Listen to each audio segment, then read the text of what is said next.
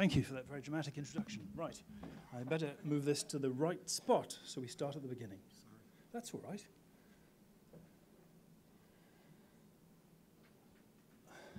Okay, so I've already been introduced, so I won't spend too much time on the advertising.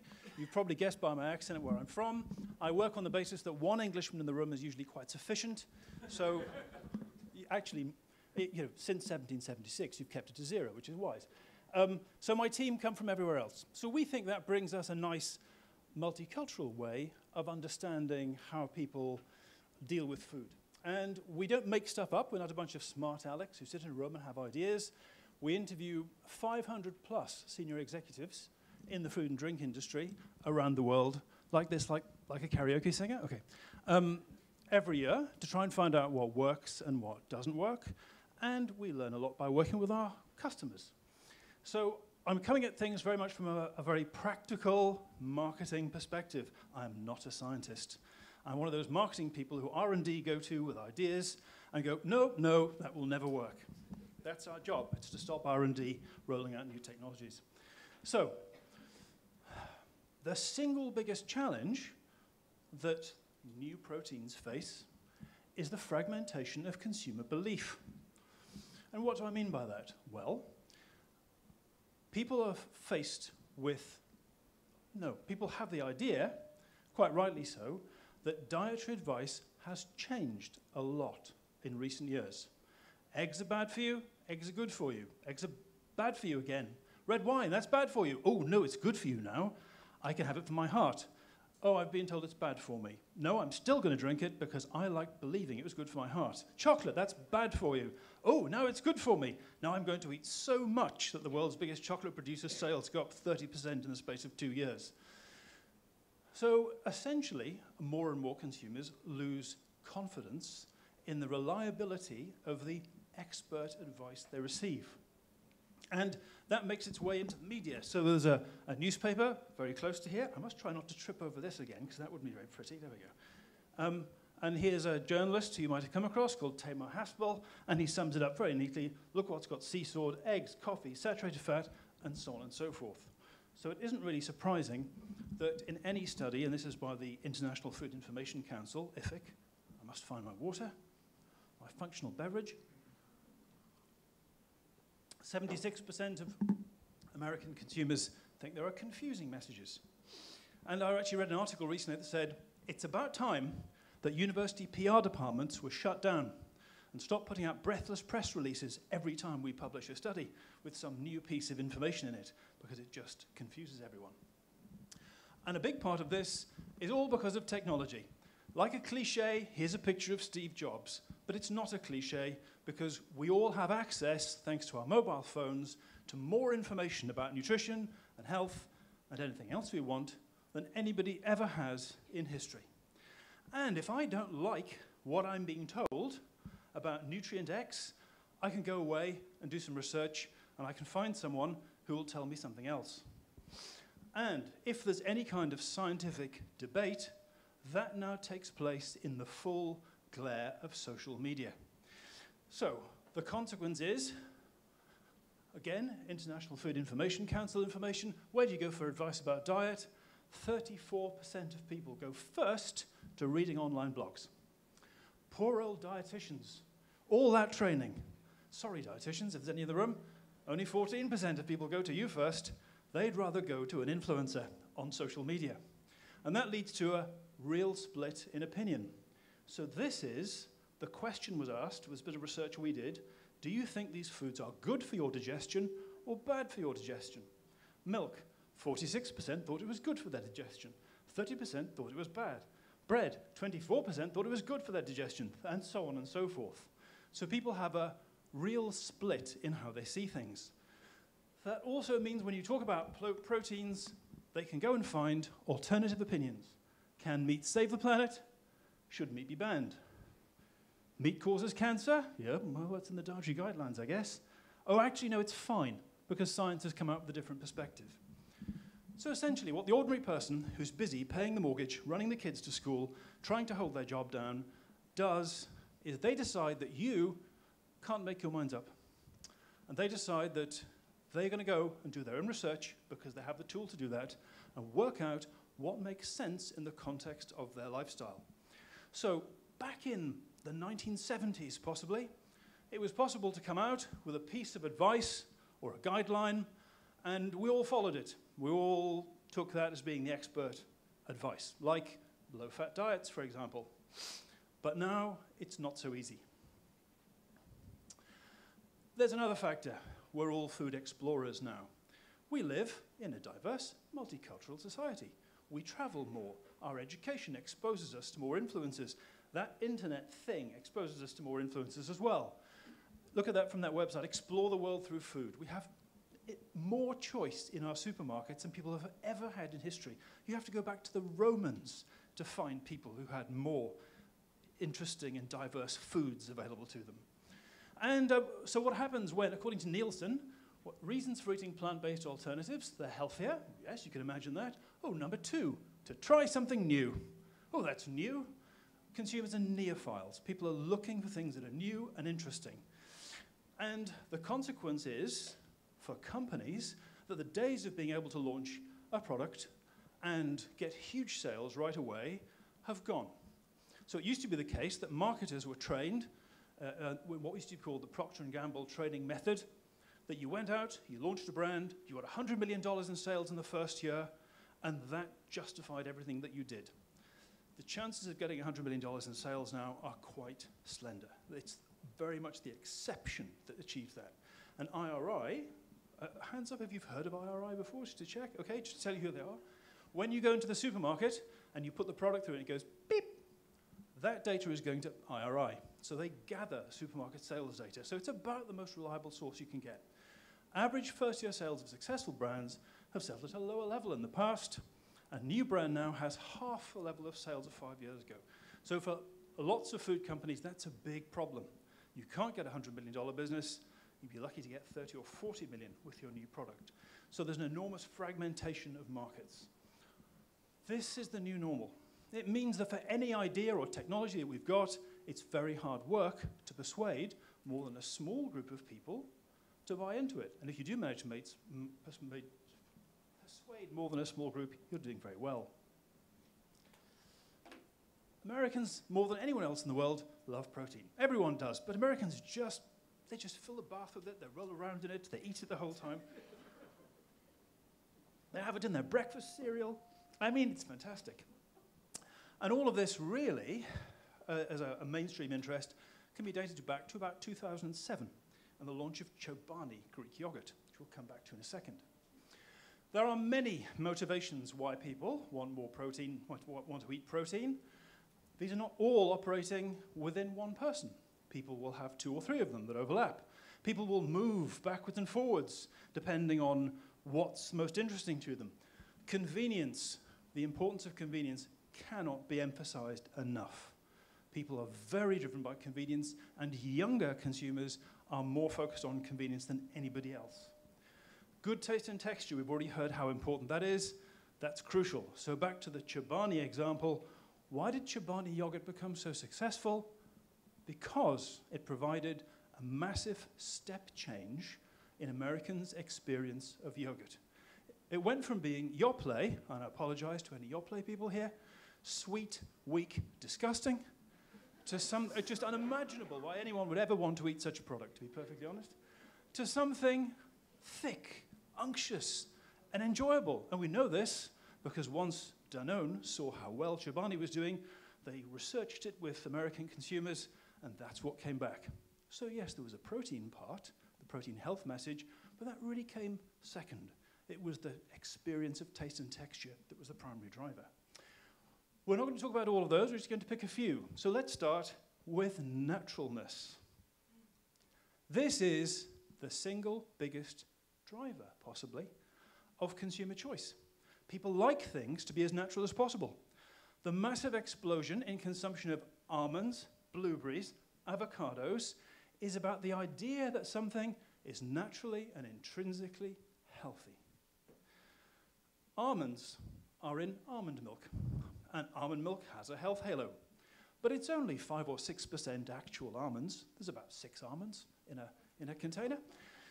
But you know what? You get a nice fit. Oh, I've got almonds. That's good. They're a healthy thing, aren't they? The almond thing. It's healthy. I have more of it. You don't look too closely. There's not much there.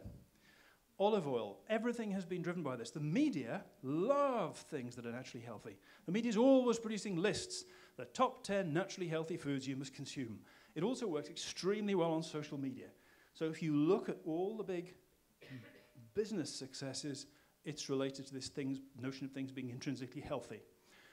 The director of one of Europe's biggest blueberry companies said to us, "We have done nothing whatsoever to deserve our success. People chose the blueberries because all the media attention was on their intrinsic health benefits, and they're really kind of cute and convenient and easy to eat, and we just had all these bushes. We didn't know anything about marketing." And how they laugh as they go to the bank. But this actually is how America likes its protein. More than anything else, America likes its protein to be natural. Hands up if you've heard of our XBar. Anyone? A few of you. Okay. So this is a company started in Chicago, a startup, and look at its promise.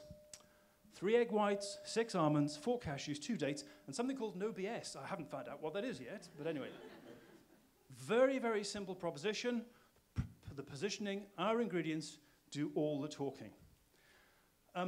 Sales from nothing much to about $250 million in a very short space of time. And for those of you who would like to try it, I bought some for you from the local CVS. So we'll cut these up into, I'm going to have to be like Jesus and make this work really well. I've actually got 3 of them. But anyway, we'll have a lottery and see who gets one. And natural and super premium priced. Yeah, so there's a little red tag that tells you the price per ounce. So that says 15 cents per ounce. And next to it is a regular bar, actually one of the more pricey ones on the shelf from the local CVS, $1.39 per ounce. Well-known brands like Cliff Bar are about $1. Nature Valley, which is America's biggest bar brand, I think, about 80 cents. So if you deliver people something that is easy to understand, has few ingredients, is perceived as being naturally healthy, and yes, contains animal protein, then they'll engage with it. So the sentence at the bottom, when our alternative protein is a cheaper option, people will embrace it. We do a lot of work in science commercialization, including in proteins of various sorts. We hear this often. This is absolutely not true. People will buy things and pay premium prices for them if they like the benefit, if it makes sense in their lifestyle. And sometimes you can lower the price of something, as we will see later, and it makes no difference whatsoever to your success. Okay, so those of you who've done marketing will recognize this as the good old product life cycle. So the solid red line is the kilos that you sell, the thousands of kilos of product that you sell. And the broken line is the price per kilo. And when you start off with a new technology or a new idea, you have very low volume. You have a very high selling price per kilo to reflect the very poor economics that you're working with.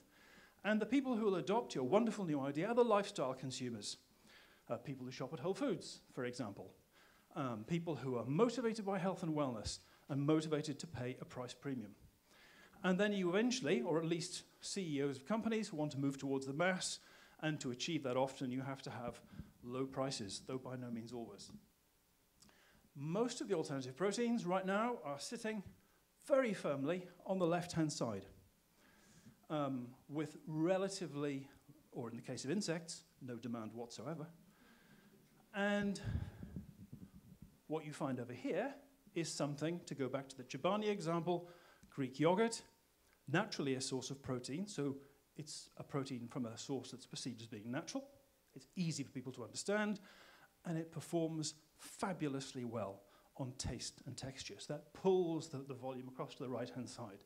Our XBar is managing to achieve the remarkable result of being super premium and edging into the mass market because people relate to what it has to offer. So you have to, it's very useful, and lots of companies use this when thinking at a high level about strategy, to think about where a product sits in that adoption life cycle.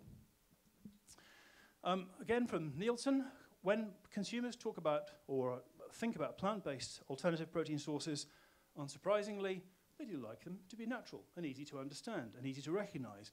Beans, chickpeas, lentils, nuts, seeds. And that's why, if you look at what's on the shelf, overwhelmingly, just like our XBar companies are talking about nuts, for example, as being one of the sources of protein. It's very easy for people to buy into that. And then they're a little bit more reluctant about plant proteins from sources they don't perceive as being natural. Having said that, the industry is doing a good job of trying to give people ways to get more plant protein into their diet. So there's Barilla with a protein-fortified pasta. But actually, there's the message. They've even made pea protein look natural. They haven't made it look like some special processed isolate. It says, made simply with delicious golden wheat and protein from lentils, chickpeas, and peas. Now, we know it's probably the pea protein that everyone uses commercially, but the presentation of it connects to people's need to believe about natural. And when people go to the internet, particularly younger consumers, then what you find is the focus is really much on natural sources, even if they're in the final form processed. If you want to understand what younger consumers are doing, go to Instagram. The marketing director of one well-known brand said to us, Instagram is about the only channel now through which we can reach the 15 to 25-year-old. And a piece of their consumer research had people in their late teens saying, Facebook is for old people. There you go, isn't that comforting next time you go on Facebook? So Instagram is where they go, so this gives you a clue as to what they're interested in. Look at protein, 23 million Instagram posts with hashtag protein attached to it. And this is in the English language. Whey protein, 1.6 million, but actually the more you move away from simple descriptions and simple ways of thinking about the product, the more difficult it gets.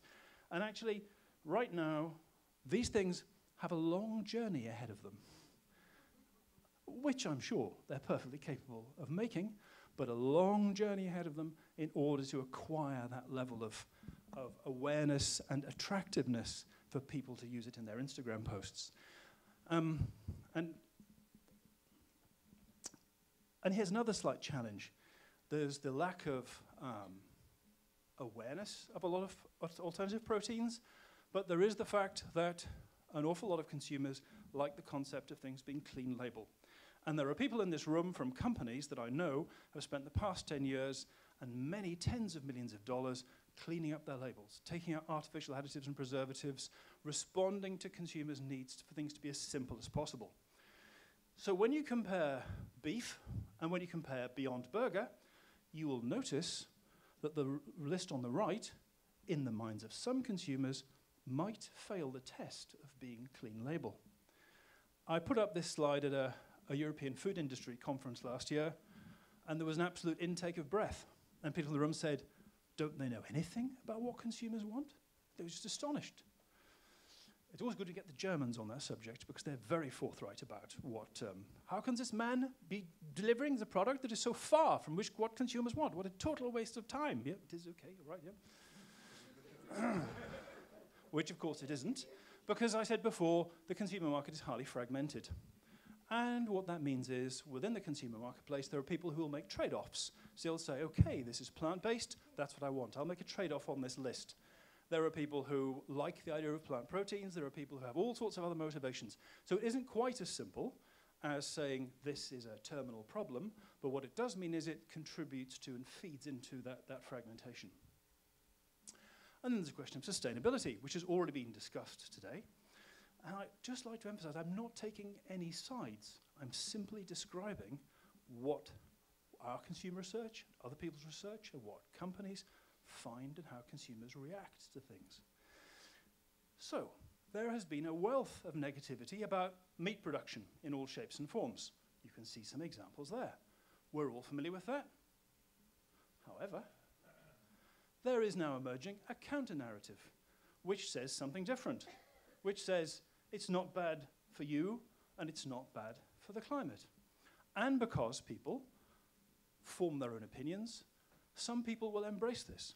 So a way to think of this is, two people go to the cinema, they sit side by side, they're both looking at the same screen, there's lots of things going on the screen, and they come away with two completely different views about what the movie was about. So it's not a question of right or wrong. It's a question of what consumers choose to believe and whether they choose to believe things that match with their existing beliefs. And then when you start to do a few deeper studies, it does get a bit more challenging. So we know consumers want sustainability, but the trade-offs start to become hard to find. So this is a reputable study done by Wageningen University in the Netherlands, which is, I'm sure some of you know, very big in food research, jointly apparently with Michigan University. And they asked consumers, you know, if you have to buy one of these proteins, which one do you buy? And these Americans, 72% of them said beef.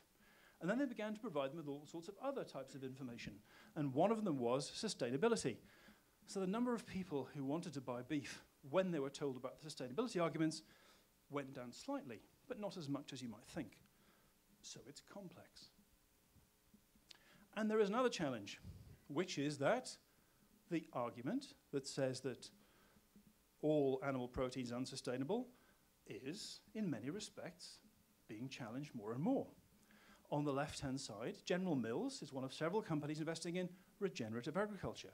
They did a lot of publicity this year demonstrating how a farm called White Oaks Farm, by following regenerative agriculture, was actually able to sequester carbon. It wasn't carbon neutral, it was positively taking carbon out of the atmosphere. It seems they're not alone. I was at a conference 2 weeks ago and I sat next to an academic, an agricultural scientist, who actually was working with meat producers on making that the normality. So the sustainable argument is not right or wrong, one or the other. It's something there for people to choose from. And then there's a few other little complications, which is that Americans love meat a lot. And they're like meat that tells them, meat with claims here, this means meat that says things like no antibiotics, no hormones, organic, and so on and so forth. So this is about a $68 billion market, I believe. And the fastest growth is organic, 950 million, up 13%, and grass-fed, 489 million, up 12.2%. And just to put that in context, organic meat is 950 million, according to the IRI data published by the Good Food Institute.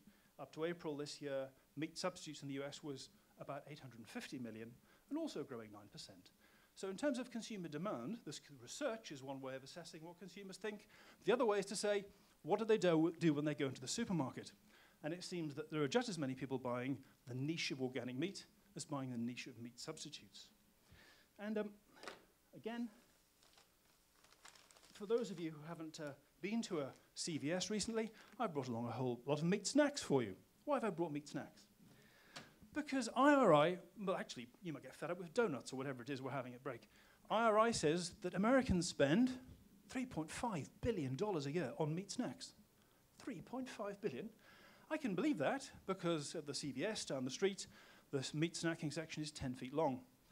IRI also says that the increase in sales of meat snacks last year was by $350 million, 10%. So there's something going on. And people like the familiarity, the naturalness, the easy to understand, the convenience. And actually, people have so latched onto, the meat industry has latched onto the idea of convenience. So here's a meat snack with some vegetables blended in it, because people do want more vegetables, but they also want to have permission to enjoy their meat at the same time. And this is leading to the start, the emergence of products that are meat and plant blends. So this is already running quite fast in New Zealand and Australia, or New Zealand in particular. This one again, notice it's beef 56%. The plant protein is coming from black beans, brown lentils.